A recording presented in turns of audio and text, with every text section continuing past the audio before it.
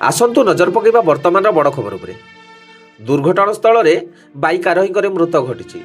यह दुर्घटनाटी नवरंगपुर जिला रायघर थाना जोड़ीगाँ नुआगाँ आदिवासी पाखरे घटी।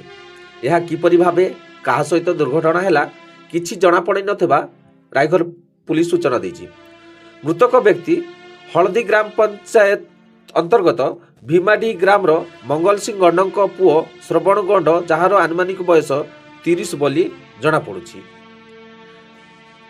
एतिकी जना पड़ुछि जे मृतक व्यक्ति रो गाड़ी कला रंगर स्प्लेंडर होइथिबा बेले सेही मृतक व्यक्ति पाखरे एक लाल रंगर बाइक रो वाइजर भांगी पड़िथिबा देखिबा को मिलिछि।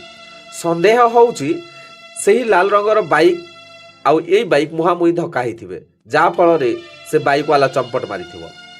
देखिबा पुलिस तदंत पर जना पड़िबो कहा सहित एई दुर्घटना घटिछि।